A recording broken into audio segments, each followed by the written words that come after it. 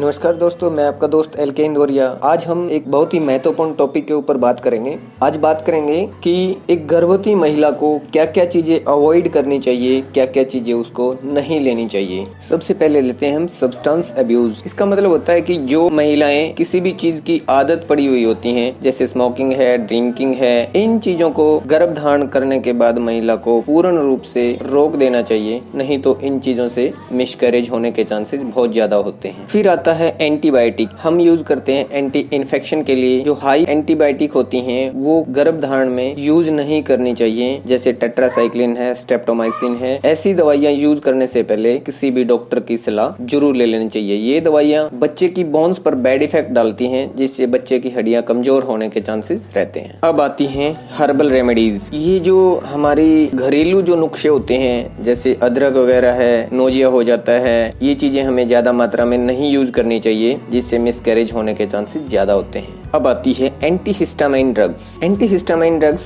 जो होती हैं एंटी एलर्जिक होती हैं, जो हमें सर्दी लग जाती है, उसमें जुकाम, इन चीजों को हटाने के लिए काम आती हैं। वो दवाइयां हमें बिना किसी डॉक्टर की सलाह के नहीं प्रयोग करनी चाहिए। अब आती है एंटी फंगल ड्रग्स, जैसे फ्लूकोनाजोल। इस प्रकार की दवाइयां भी हमें बिना किसी डॉक्टर की सलाह के नहीं लेनी चाहिए। अब आती है एंटी एक्ने मेडिसिन। गर्भ धारण करने के बाद महिला का कई बार मुंह खराब हो जाता है, जिससे एक्ने है, कील मुहासे हैं, ये निकल के आ जाते हैं। इनके लिए हमें कोई भी OTC नहीं लेनी चाहिए, मुंह से लेने वाली दवाइयां नहीं लेनी चाहिए। इनके लिए हमें प्राकृतिक चिकित्सा का प्रयोग करना चाहिए, जो हमारे लिए हार्मफुल नहीं होता है। अब आती है ट्रैंक्विलाइजर। ट्रैंक्विलाइजर मेडिसिन का गर्भवती महिला को प्रयोग नहीं करना चाहिए, जिससे कि ये एडिक्टेड हो जाती हैं। किसी भी चीज की आदत अगर पड़ जाती है तो वो बच्चे के लिए बहुत ही हार्मफुल होती है, बच्चे के शरीर पर बहुत ही बैड इफेक्ट डालती है। अब आती है एस्पाइरिन वगैरह है, ब्रूफिन है। पहले 3 महीने तक ये दवाइयां नहीं यूज करनी चाहिए, जिससे बच्चे के प्लेसेंटा पर बहुत बुरा असर पड़ता है और कई बार इन दवाइयों के यूज से मिसकैरेज भी हो जाता है। अगर किसी भी महिला को